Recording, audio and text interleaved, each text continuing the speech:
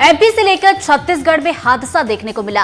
MP के उमरिया और देवास के स्कूल में छत और कमरों का प्लास्टर गिर गया, तो वहीं छत्तीसगढ़ के जशपुर में भूस्खलन के चलते लोगों को भारी नुकसान पहुंचा।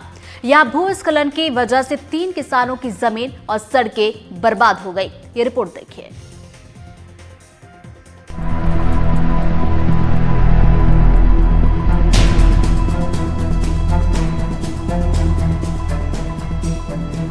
एमपी के स्कूलों की बिल्डिंग जर्जर होती जा रही है, जो कभी भी बड़े हादसे को दावत दे सकती है।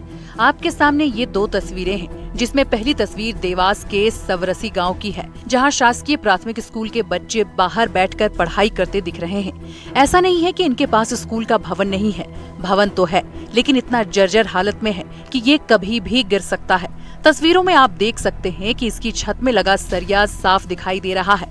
बच्चे अगर स्कूल के कमरों में बैठकर पढ़ाई करें तो यहाँ कभी भी बड़ा हादसा हो सकता है, लिहाजा यहाँ टीचर बच्चों को बाहर ही बैठकर पढ़ाते हैं। वहीं दूसरी तस्वीर उमरिया के कोयलारी गांव की है, जहाँ के शासकीय स्कूल की बिल्डिंग इतनी जर्जर हो गई कि इसके छत का प्लास्टर भर कर गिर गया। ये हादसा उस वक्त हुआ जब बच्चों की क्लास चल रही थी। हादसे में एक छात्र गंभीर रूप से घायल हो गया। नीचे पड़े इस मलबे को देखकर अंदाजा लगाया जा सकता है कि मासूम बच्चे को कितनी चोट आई होगी। कोयलारी गांव के शासकीय स्कूल की इस हालत से परिजनों में आक्रोश है। हो भी क्यों न, अभिभावक अपने बच्चों को स्कूल में शिक्षा लेने के लिए भेजते हैं, लेकिन उनके बच्चों के साथ स्कूल में ऐसा हादसा हो जाए तो ऐसे में स्कूल भेजने से भी अभिभावकों को डर सताएगा।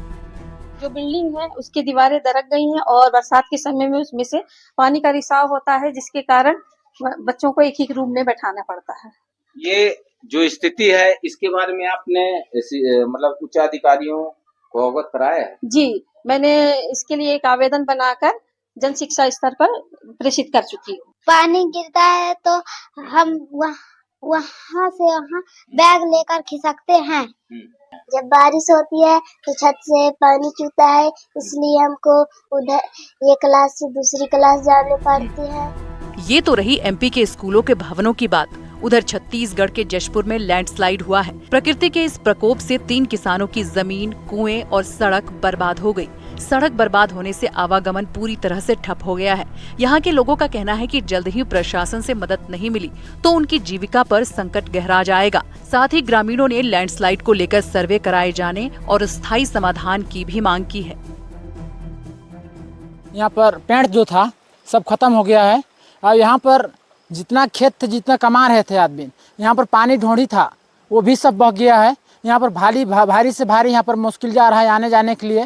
रास्ता भी हम लोग का रोड था वो भी चला गया है हम लोग का। सुबह आकर के हम लोग बाद में देखे तो पूरा पेड़ भी बह गया, रोड बह गया, खेत बह गया, पूरा अजीब टाइप से दिखने लगा, डरावन टाइप से एकदम।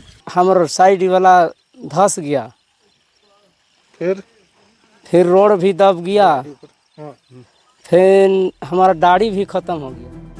देखा आपने, एक जगह स्कूल की बिल्डिंग जर्जर होने से छत का प्लास्टर गिर रहा है, तो कहीं बिल्डिंग जर्जर होने से बच्चे स्कूल के बाहर पढ़ाई कर रहे हैं। तो वहीं जशपुर में प्रकृति के प्रकोप से लैंडस्लाइड ने कई किसानों के आगे जीविका संकट पैदा कर दिया है। अब जरूरत है तो एमपी के स्कूलों की हालत को मोहन सरकार जल्द से जल्द सुधार करे, ताकि नौनिहालों को पढ़ाई में किसी तरह की परेशानी का सामना न करना पड़े।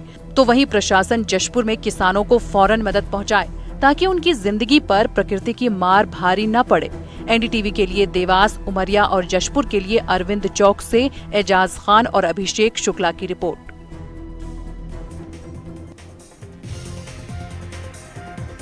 25 जुलाई को दुर्ग से नन की गिरफ्तारी के मामले में सियासी बवाल जारी है।